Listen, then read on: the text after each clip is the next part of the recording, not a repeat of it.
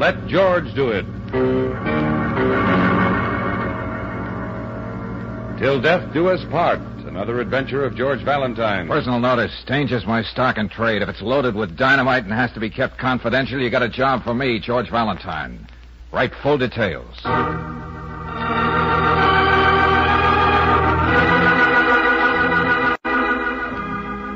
Dear Mr. Valentine, enough violence has happened in my house to convince me that my sister, a plain, scatterbrained spinster of 42, should never have married a man so ruthless, so charming, and so much younger than she is. It could have only been for her money that can never be his until she dies. Of all things, this great charmer, Cliff LeVar, is a former ballroom dancer, all of 30. I want you to look into his past. Then we can go on from there. Respectfully yours, Miss Lydia Tarbell, Beach Cove.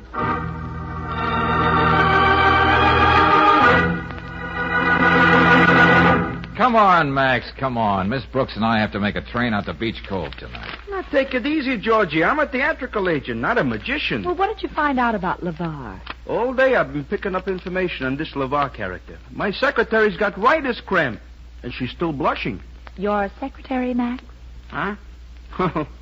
Yeah, who am I kidding? Who's got a secretary? But there was a time when... Friends, you don't have to put a production to get a fee out of me. It'll be the usual sawbuck. And don't think it ain't worth it. Long-distance calls, telegrams, underworld characters who charge you an arm and a leg just to say hello. All that I went through. Max? Oh. Yeah, who am I kidding? So I went down to the lobby, made a telephone call for a nickel. Okay, now we're through with the build-up, Max. Let's have it. Well, Georgie, a Fred Astaire, this Cliff LeVar never was. Uh-huh. But maybe it was because the women were after him so much he couldn't keep his mind on his feet. Oh, a lady killer, huh? Anything more specific? Only that he was married a couple years ago. What? Yeah, but only for 24 hours. Then the girl's papa paid him off. A perfect little gentleman he ain't, Georgie. Very interesting, Maxie. Very interesting. Let me have the rest of the hieroglyphics you got on the back of that envelope. Yeah, but... Here's your dough, Max. I'll put it right in the office safe. Who am I kidding? Who's got a safe? Well, I'll just put it in my pocket. Thanks, Georgie. Well, Brooksy, I think just what we have here will be enough for Lydia Tarbell. But as she says herself, let's see where we go from there.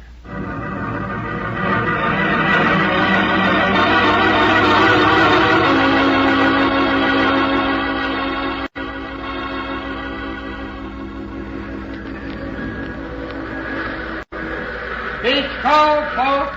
Beach Cove. Well, this is it. Come on, Angel. Okay. Gosh, I hope we can find a cab, George. Can't see a thing in this fog. Yeah. All aboard. You stay here, Brooksy. I'll talk to the station. Okay, but hurry up. This fog isn't making my cold any better. Wait a minute, you. Huh? You're Valentine, aren't you? Oh, now, shucks. I thought this was one time I wouldn't have to give out autographs. What did you say your name was, Junior? Get out of here, both of you. There's another train back to the city in an hour. You know, I'm sure the Beach Cove Chamber of Commerce isn't going to like this. What do I have to do to convince you people I'm not being funny? Valentine, stay out of my life. I'm warning you. If you come between me and Edie, I'll kill you. A man and his wife should be left alone. Now, that's a nice, brave speech, Clifford. But you'd better get out of my way. I have an appointment with Miss Tarbell. I told you what you'd better do. George! Hey, look, Nijinsky, how would you like an overnight bag right in your face? Put that down, lady. Ouch! Oh, hey, let go of her, LeVar. Valentine, I've been reduced to eavesdropping. I know why Lydia wants you here. She's got this crazy idea that I want to kill Edie, but I'm telling you... I told you to let go of her. Go! Yeah, you would have done better if you brought your dancing shoes along, Buster. I can take care of myself. Everybody thinks I'm just a pretty boy. A pushover. I can take you anytime. Well, okay. Don't hit him again, George. I was mad enough to kill you, Valentine. But that wouldn't have done any good. I realize that now. Just don't make me do anything foolish.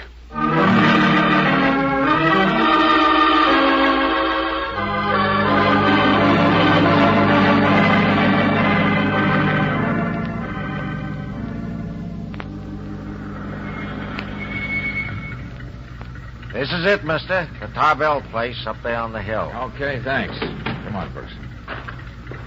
Gee, but I can't see anything. Where are we? You'll find it, miss. It's the only house around.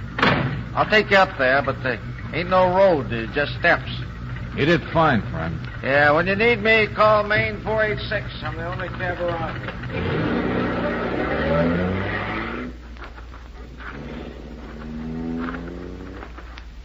It's this way. I've been waiting for you long enough. Well, where did you come from? Just follow my flashlight up the hill, or you'll break your necks.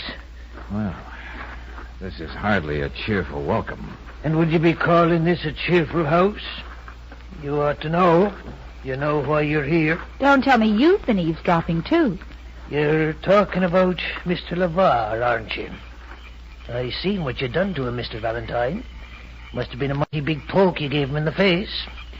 Too bad I can't stop and congratulate you. Say, who are you anyway? Me? My mother said I was a descendant of the kings, a prince of the earth. The one and only Damien Michael O'Flaherty. Presently a servant. Watch your step taking this turn here. I can see we're coming to the house. What's that light down there in the bay? That would be the pride and joy of the Tarbell sisters. Their cabin cruiser. There ain't a Sunday goes by that don't see them out in the bay in it. You don't seem to approve. Me? No. I don't like hard, cold things that make boats run. I'm a stableman. That's why their father brought me here from Ireland as a boy. Uh-huh. Well, let's keep moving, Buster. Horses. Living, glorious things that coil or rile up against you under your very touch. Sensitive creatures. Like Miss Edie. What was that, Damien? Yes, Miss Edie. She's never been free to live her own life, to love and to breathe as she pleases. And now you're here to make things even worse for her, aren't you? Hey, look, Damien, take that flashlight out of my eyes. I met one pugnacious character in the night, and that's enough. I'm just telling you. Don't do anything to hurt Miss Edie, or you'll have me to account to. I'll remember that. And remember this, too. You won't find me coming home like a cringing dog with his face half beaten in. Come on. What was that? Miss Edie! Was that you? Miss Edie! Hey, we'd better keep up with this, Brooksy. Yeah, it's all right, Damien. I'm not hurt. You can go back to your place now. Just as you say, Miss Lydia. Good night. Miss Tarbell? Yes, Mr. Valentine. This is Miss Brooks. How do you do? You really must forgive me. I'm not used to cement flower boxes falling and missing me by inches. Lydia, what happened? I was just behind you coming downstairs and suddenly... Oh! You were almost there. How observant, Edie. But now you go inside. I want to talk to these people. Just a minute, Mrs. LeVar. Did you see your husband since he came home? What? Oh, yes, he wasn't feeling very well. That we know, Mrs. LeVar. So he went upstairs to his bedroom.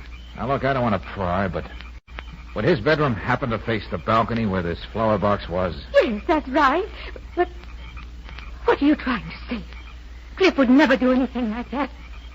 That's what you're all thinking. I know it. Edie, stop this. Stop it this minute. You hate Cliff, Lydia. That's why you hired this man to spy on him. Why, Lydia, why are you doing this to me? Because I love you. I want you to be honest with yourself. Admit there's only one person in the house who could have done this. And it wasn't meant for me, Edie. It was meant for you. Cliff's good and kind, and he really loves me. But you won't believe that. I hate you. Mrs. LeVar, please. I think your sister is right. Let's go inside. No, take your hands off me. I've got to tell her now just how I feel. Let go of her, Brooksy. Maybe it's best if this whole thing comes out in the open. I don't mind speaking my mind. Oh, yes, it's always your mind. You're the one to say what's to be done with Father's money. But when you die, your half goes to your husband. Cliff knows that. It's the only thing he wants from you, your money. Tell Mr. Valentine whatever you want. But Cliff married me because he really wanted me. Nobody ever felt that way about you. Edie. That's why you're doing this to me. You're jealous. Mr. Valentine, there were 2 other near accidents like the one you've just seen. You did say in your ad that if a situation is loaded with dynamite, it's your kind of a job. Brooksy, I told you to use restraint when you write those ads. Well, when I mentioned dynamite, I didn't think everyone was going to walk around with matches. Well, Mr. Valentine? Well, you know, Miss Tarbell, I've already walked into so much tonight, I don't think I could force myself to walk out.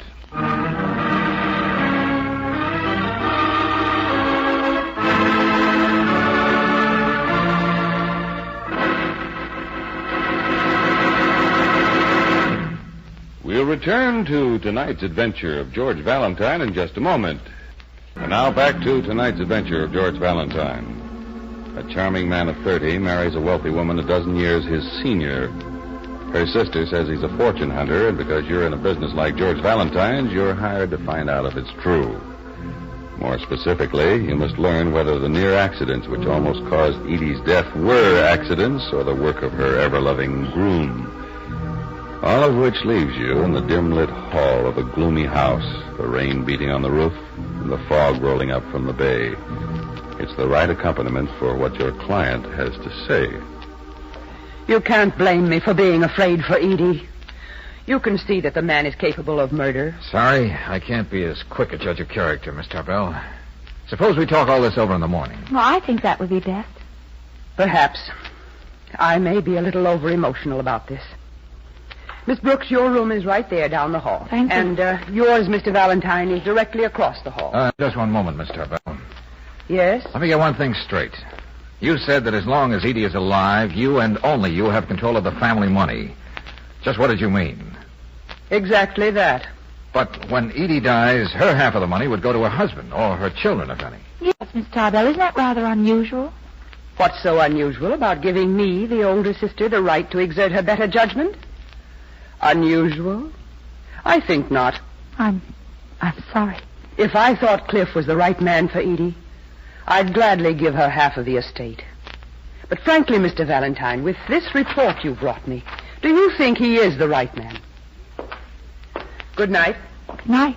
See you in the morning. Oh, that boat ride you promised us tomorrow. I doubt if we're going to have the right kind of weather. Edie and I haven't missed a Sunday morning on the boat for years. Good night again. George, hold me close a minute. Oh, hey now. What's this all about, Angel? Well, I don't know. Maybe it's just the house. It seems so full of hatred. And the fog and the rain outside. Oh, look, honey, I'll be right across the hall here. There's nothing to worry about. Okay. Sleep well, What have I Brooksy. done with my life? 40 years gone. George. No happiness. That's Edie. Yeah. Hey, look, Angel, go in to see her. Try to calm her down. Find out what's wrong with her now. Okay, but where are you going? Just down the hall. I think it's about time Clifford was in the mood for a little conversation piece with his Uncle George.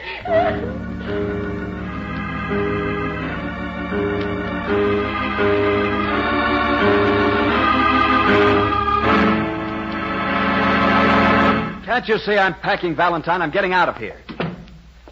Nice shirt you have here, Cliff. Monograms, too. Give me that. Okay, Buster, take it easy. Whether you believe it or not, I'm here just to sort of help. How can you change a woman like Lydia? She only believes one thing of me, and that's all. Did you have anything to do with those accidents? No. That flower box tonight? No. You think anything else of me, but I don't go around trying to kill people. I've got to make a train. I gather you've already told Edie. That's why she's there sobbing in her room. She brought this all on herself. She's willing to let Lydia run her life. For me, I can live in a furnished room, be a short-order cook. Uh-huh. Aren't you forgetting something, Bud? Lydia and her money. She doesn't trust banks, so she has all that cash, negotiable securities, jewels right here in the house. All right, so she's eccentric. But I still want to talk to you. Lydia's afraid I'll go skulking from room to room, ripping up mattresses, digging up the cellar to find the family fortune. But she doesn't have to worry. I'm on my way. Now, you read that very well. But there's just one little thing you forgot to mention. Get out of my way. That time in Boston, you married a debutante. Get paid off in 24 hours, $25,000 for an annulment. You don't miss a thing, do you, Valentine? Would it help you very much to know I also played hooky from school once? How much do you expect to get from the Edie deal? Nothing. I love Edie. Do you know what it means to a man who spent his life taking from other people to find someone who really needs him? All I have to do is to say her name quietly and her eyes light up. She's happy. Actually beautiful. And you know something? It makes me happy. Happier than I've ever been in my life. You know, I'm almost inclined to believe you. Look, do me a favor, Cliff. What's that? Be around for tomorrow. Lydia's got her heart set on that boat ride. I want you to be along. Is that a request or something I have to do because you know I have a last job? Okay, think of it any way you want. But I hope to see you in the morning. Hey, wait a minute. Before you go, Valentine. Yeah? That $25,000 you were talking about. I didn't even keep it overnight. I bet it on the worst horse at the track. Very careless, No, I didn't want that kind of money. Money your father's willing to pay because he doesn't think a man's good enough for a decent girl. Have a good night's rest, Cliff. I gotta go now. If I stay, I might begin to like you. Why are you so startled, Miss Tarbell? You've got the right to walk up and down the halls of your own house and listen at keyholes. I don't have the slightest intention of apologizing. Well, I'll tell you the truth. I'm glad you heard what Cliff had to say. I'd like to see what you're going to make of it. Edie, I was just trying to talk to you. I've got to tell Lydia how I feel. If I don't do it tonight, she'll have me under her thumb again tomorrow. Hold on, Edie. But I... Just what did you have to say, Edie? He's leaving me because of you. You made this thing happen. You've been out in the rain, and you're hysterical. Yes, I was out in the rain, walking around, trying to think about my own life for a change. Oh, come on back to your room, Edie. You've got to get into bed. We'll talk about everything tomorrow on the boat. How can you talk about boat trips when you've just described the one thing that means more to me than life itself? Maybe after tomorrow things will be different. Now, good night, dear. This is the first time you've kissed me since I married Cliff. Brooksy. Yeah. Come on, Edie. But that kiss isn't going to make up for everything you've done to me. You're planning something right now. I know you. This is an unholy way for two sisters to be acting toward each other. What are you doing here? Making your rounds, Damien? I saw the lights were blazing. That's no more than a good servant should do, but to inquire. Very loyal of you. But there's nothing you can do. Maybe not. But even a servant has the right to speak his mind once in a while, Miss Lydia. Now, look, why don't you get going, friend? Can't you see you're not helping anyone? What makes you think you can put your hands on me, Valentine? I've got something to say, and I'm going to say it. Very well, Damien. Go on. I know I don't look it, but I hate any kind of suffering and pain. Hate it so much that I can even bring myself to put a bullet through a horse's head when I know there's no hope for it. Come on, get to the point. I mean to spare pain to anyone I love. I can be a brutal man. I hope that's clear to everyone.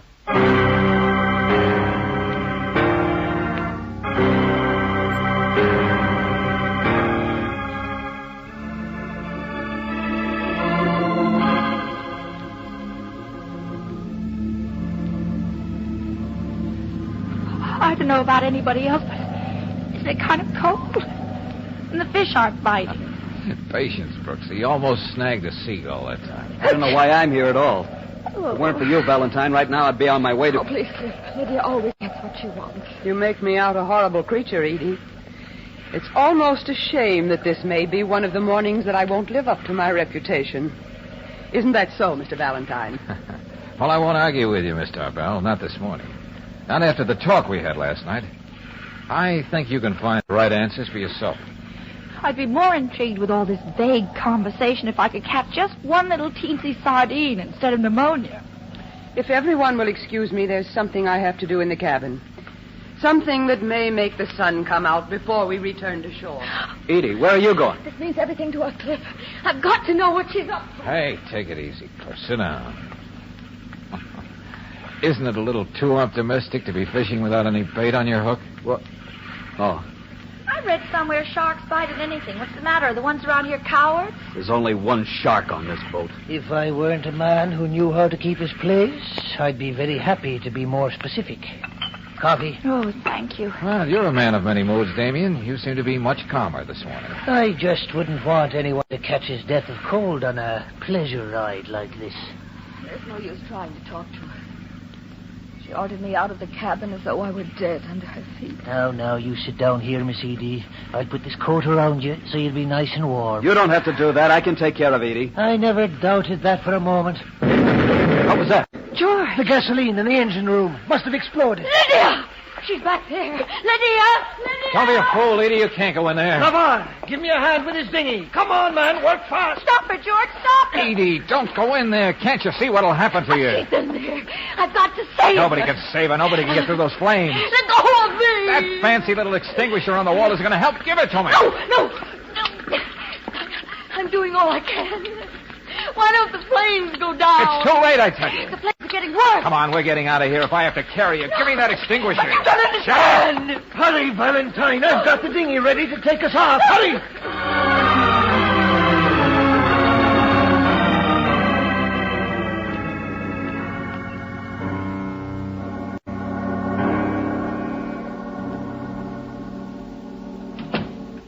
Your wife all right, Mr. LeVar?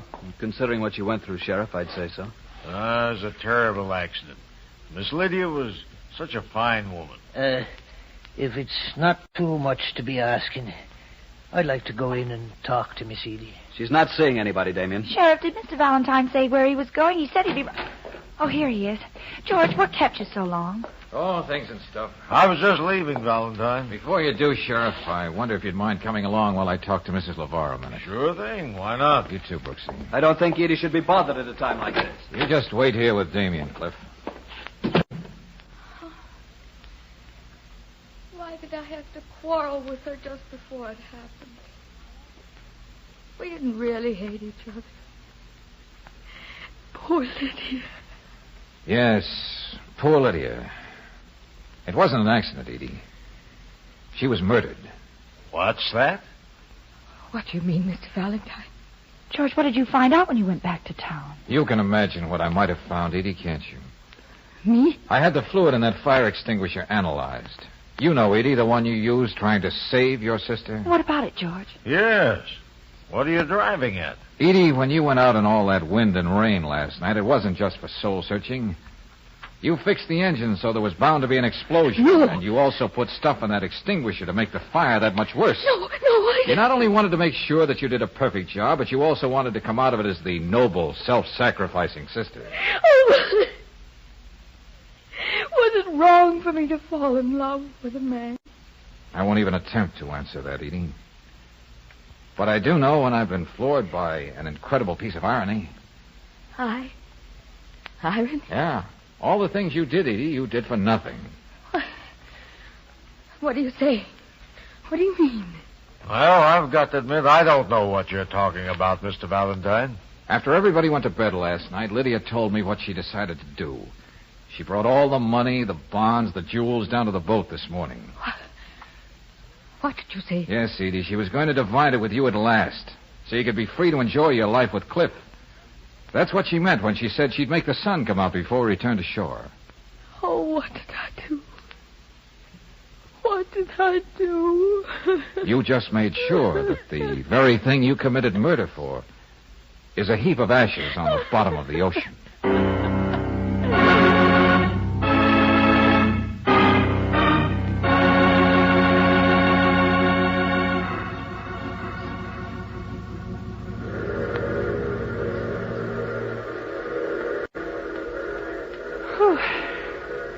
Oh, I'll sure be glad to get back to town, George.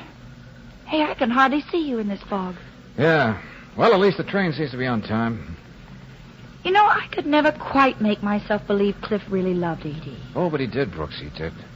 And when Lydia overheard what he said to me in his room last night, well, that convinced her. Golly. When you think of it, all those accidents. Uh-huh. It was Edie who made them happen, and it was Lydia who was in danger. Well, that's what struck me right from the beginning. Whenever things happened, both sisters were around. I asked myself, why take it for granted Edie was meant to be the victim? Darling, I'm going to love being the mother of quiz kids. You know, I think I'm going to kiss you. In fact, I made up my mind. Why, Brooks? Yeah, it's lucky you're smoking a cigarette or I wouldn't be able to see you. Oh, darling. Well, gee, thanks, lady. Huh? That was swell.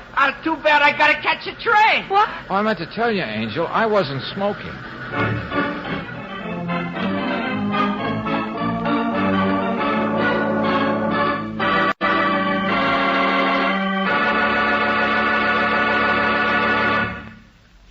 Let George Do It stars Robert Bailey as George with Francis Robinson as Brooksy. Tonight's story was written by David Victor and Herbert Little, Jr., and directed by Don Clark. Also heard in the cast were Georgia Backus as Lydia, Lorene Tuttle as Edie, Harry Bartell as Cliff, Bob Dryden as Damien, Jack Crucian as Max, and Victor Rodman as the Sheriff. The music is composed and presented by Eddie Dunstetter. Your announcer, John Heaston. Listen again next week, same time, same station, to Let George Do It. This is the Mutual Don Lee Broadcasting System.